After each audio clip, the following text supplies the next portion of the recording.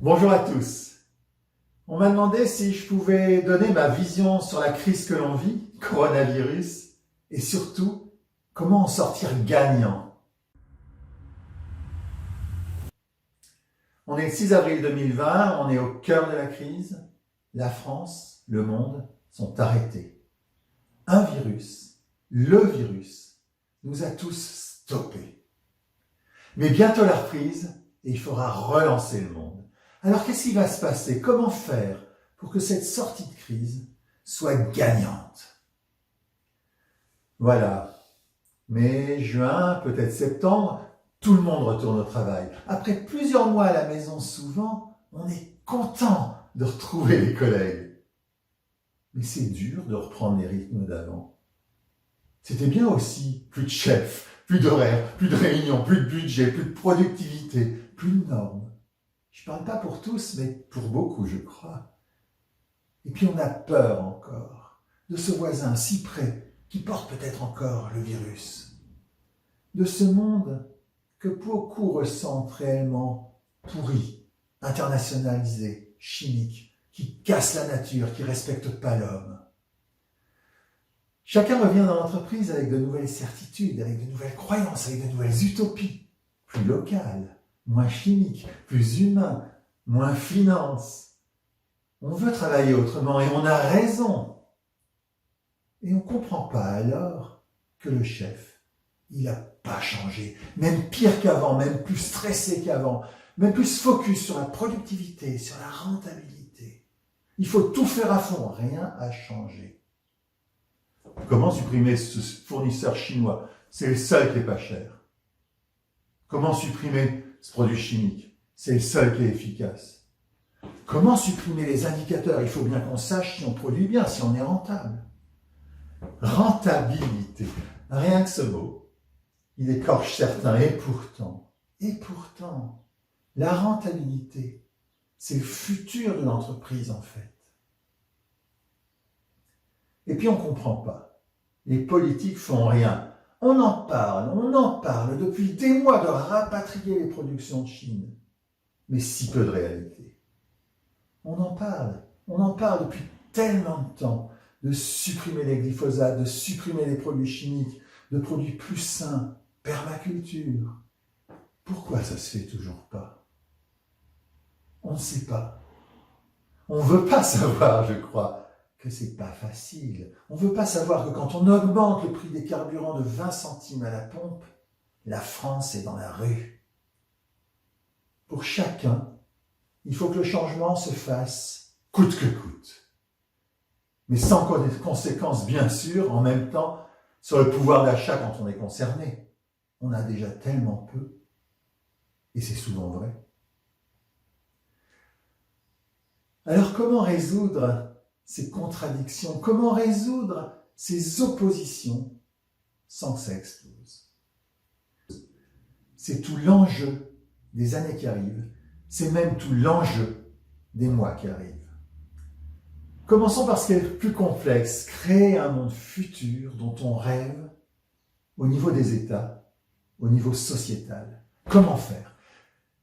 Et là, en fait, la solution est presque simple. Travailler ensemble et non dans l'opposition. Et pour ça, la priorité des priorités, l'impératif pour moi, c'est d'arrêter les coups de gueule. Arrêter de dire a posteriori qu'on aurait dû faire différemment. Se poser la question plutôt, est-ce que moi, à la place des décideurs, j'aurais fait différemment? Y a-t-il pas des conséquences inconnues, la création de nouveaux risques? Le coup de gueule, le yaveka, ça oppose, mais ça résout rien. Au contraire, analyser ensemble ce qui s'est passé, chercher ensemble des solutions de bonne foi de chacun, alors on trouvera les meilleures voies. Et si on ne le fait pas, malheureusement, oui, il y aura une reprise fin 2020, temporaire, mais dans une grande fragilité. Et qu'est-ce que ça tiendra? Il y aura ceux qui diront, avec raison quelque part, plus d'écologie, mais qui iront dans la rue. Ceux qui diront plus d'humains, et qui iront dans la rue aussi. Ceux qui diront plus de local, qui iront dans la rue. Le risque est fort alors de la montée des haines, et le risque est grand que la catastrophe arrive sur un monde exsangue où toutes les bulles auront explosé, endettement immobilier, bourse. 2022, la vraie crise serait là pour des années. Non, je ne suis pas pessimiste et je ne veux pas de ça. Je sais qu'il y a des solutions. Il y a une solution. Et cette solution, c'est de s'écouter, se comprendre, pas se jeter d'opprobre. Le premier accord Toltec, c'est que ta parole soit impeccable. Et ça, c'est la voie du futur. Et maintenant, pour les entreprises, comment redonner foi en le futur, en un nouveau monde futur de l'entreprise où chacun réellement se sente nourri, compris, respecté, où chacun se sente construire un monde meilleur. Et ça passe en fait tout simplement par remettre davantage l'humain au centre. Ça paraît banal de le dire, presque cliché, mais c'est ça, vraiment. Alors comment faire? Dès maintenant, avant la reprise, je vous invite à maintenir le lien entre vous par un comité de direction quotidien, par Skype ou Zoom certainement, pour faire le point de la situation. À envoyer un compte-rendu quotidien succinct aux salariés pour qu'ils se sentent en lien, en énergie.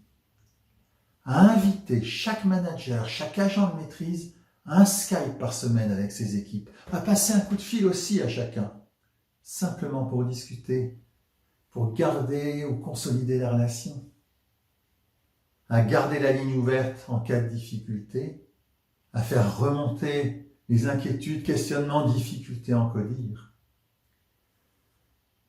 Dès maintenant, avant la reprise, je vous propose de préparer celle-ci, bien sûr, l'aménagement des postes, le document unique de sécurité à jour, mais préparer en parallèle aussi et surtout la communication et l'organisation sur ce retour au poste des salariés.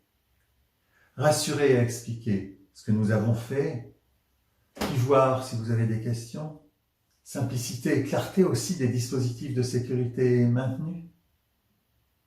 Poser des principes. Les gens vont souvent être très angoissés du futur. L'entreprise va-t-elle survivre? Va-t-elle devoir licencier? Vais-je garder mon emploi? C'est majeur de créer une cellule de coordination, peut-être le CODIR. C'est majeur aussi de poser deux grands principes. Celui de la transparence pour créer la confiance et celui de l'utilisation positive nécessaire par chacun de ce qui sera dit pour permettre la transparence. Garantir qu'à chaque instant, on fera au mieux et l'on travaillera avec chacun pour créer le meilleur futur possible. Et puis, il faut donner ou redonner une vision et permettre de co-créer le futur de l'entreprise. Vision. Quelle merveilleuse mission, si on la regarde ainsi, que celle de l'entreprise de fournir des biens et des services à nos concitoyens. Comme les soignants, chacun peut faire du bien au monde. Là où nous sommes, chacun, dans son emploi, peut y participer. Quelle merveilleuse mission aussi, surtout dans des temps difficiles où les ressources sont plus rares, que de construire ensemble la performance pour utiliser au mieux et sans déperdition les ressources et les énergies de chacun, celles de la terre aussi, et assurer notre mission d'entreprise. Organisation. Bien sûr, il faudra une très grande énergie, pas mal d'abnégation pour tout relancer. Bien sûr aussi, il faudra poser clairement les points d'exigence de l'entreprise, les règles communes, mais il faudra en même temps surtout ne pas procéder par oukase, par exigence, mais dans l'adhésion favorisée de chacun. Même si ça peut faire peur à certains, c'est le moment de créer dans chaque service un groupe représentatif de travail et d'échange sur l'amélioration du travail. C'est le moment de faire de votre CSE une véritable instance représentative de consultation et de conseils pour l'entreprise. C'est le moment de les former, et si possible même avant la reprise, au partage des fondamentaux de l'économie d'entreprise et de la culture managériale pour permettre de mieux se comprendre. Il y a de nombreuses possibilités. C'est le moment aussi, chef d'entreprise, de ne pas rester seul. Vous allez entrer dans une zone inconnue de charge et de turbulence sous des vents que vous ne maîtrisez pas forcément. Vous aurez besoin de garder du recul, peut-être d'exprimer des angoisses personnelles forcément masquées sinon, de travailler sur l'organisation de votre entreprise, d'intégrer des réactions nouvelles de vos employés et vos managers. Ne restez pas seul. C'est dès maintenant que se joue demain. Nous avons cette formidable opportunité de repenser le monde pour nos entreprises, pour nos territoires, pour nos nations. Créons-le en confiance, en enthousiasme, en humanité, en amitié réciproque. C'est ça mon credo, c'est ma volonté. Faisons-le tous ensemble. Ne ratons pas cette occasion de changer le monde comme nous le désirons. Allons-y!